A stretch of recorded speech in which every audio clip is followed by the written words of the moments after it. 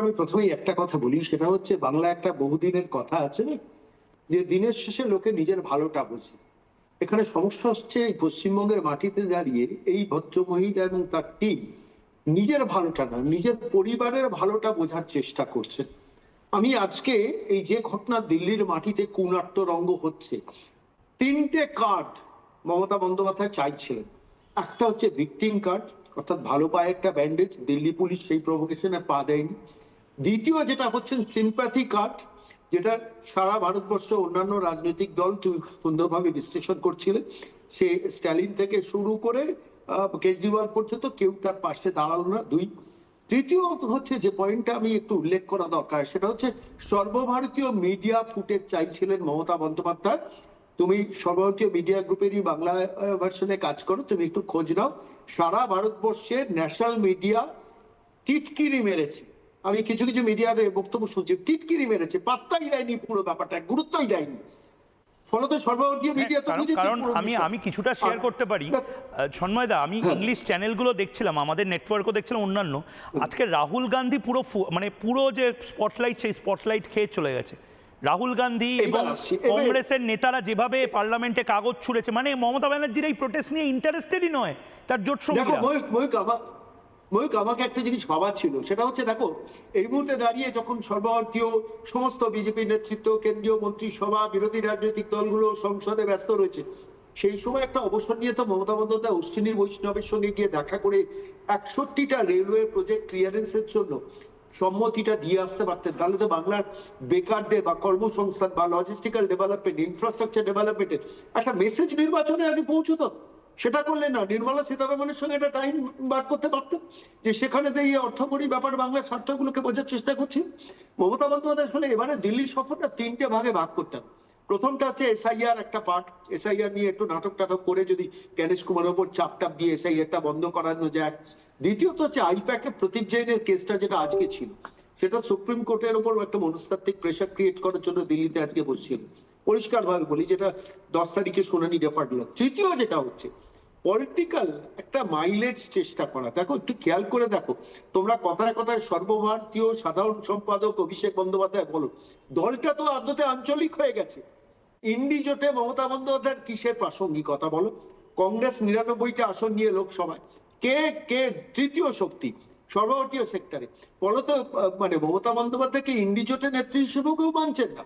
এই যে অপ্রাসঙ্গিক হয়ে যাওয়া, এইটা কিন্তু মমতা বন্দ্যোপাধ্যায়ের প্যাটার্ন অফ পলিটিক্সটা যদি খেয়াল করো ময়ূক, তুমি দীর্ঘদিন ধরে সাংবাদিকতায় রয়েছো, নিজের ছায়াটাকেও মমতা বন্দ্যোপাধ্যায় মাঝে মাঝে মাথা ঘুরিয়ে দেখে যে আমার ছায়াটা আমাকে অনুসরণ করছেন তো।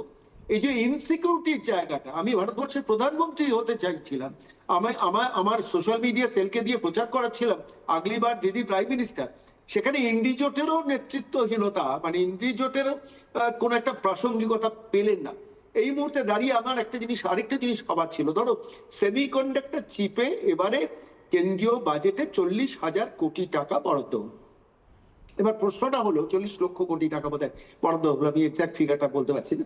এবার প্রশ্নটা হচ্ছে, রাজ্যের মুখ্যমন্ত্রী যেতে পারতেন না এই সময় দাঁড়িয়ে যে এই ব্যাপারে একটা দরদস্তুর করা, যে আমি পশ্চিমবঙ্গের মাটিতে সেমিকন্ডাক্টর চিপের কারখানা ব্যাপারে দিতে পারতেন যে আমার পাশের রাজ্য আসামে হচ্ছে, আমার এখানে কেন হচ্ছে না? প্রধানমন্ত্রী জবাব দিন। একদম একদম টাটাকে নিয়ে এসে হেমন্ত বিশ্ব শর্মা যেদিনকে মুখ্যমন্ত্রী হিসেবে শপথ নিয়েছিলেন, 2রা মে জিতেছিলেন মমতা বন্দ্যোপাধ্যায়, হেমন্ত বিশ্ব শর্মা, তিনি সেমিকন্ডাক্টর চিপ গুজরাটের দুটো, একটা রতন টাটা প্রধানমন্ত্রীকে নিয়ে এসে জোরহাটে করিয়ে নিল। পশ্চিমবঙ্গ পারত না। আমি বলছি এগুলো ভাবনার জায়গা। তুমি এক্সপোর্ট ইম্পোর্টের কথাটা বাবা, আমি একটা ছোট্ট তথ্য এই মুহূর্তে দিই। এই মুহূর্তে দাঁড়িয়ে ধরো তাজপুর বন্দর, তাজপুর বন্দর কতদিন ধরে হবে বলছে? তুমি একটু বলো ময়ূক, আমাকে প্রশ্নটা বলো।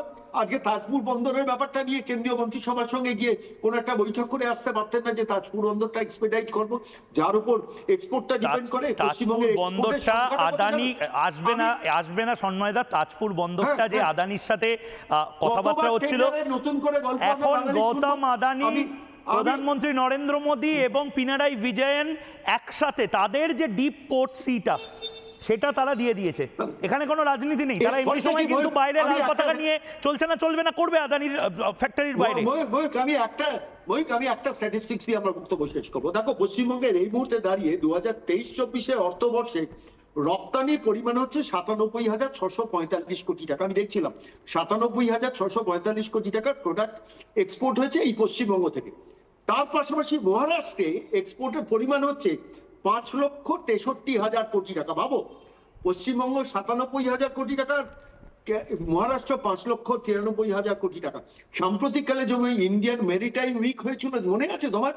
মুম্বাই, মহারাষ্ট্রে, তোমাদের যেখানে হেডকোয়ার্টার, সেই ইন্ডিয়ান মেরিটাইম উইকে সারা ভারতবর্ষের সমস্ত মানে সীমান্ত মানে সমুদ্র তীরবর্তী অঞ্চলগুলো পার্টিসিপেট করেছিল, এক্সেপ্ট ওয়েস্ট বেঙ্গল।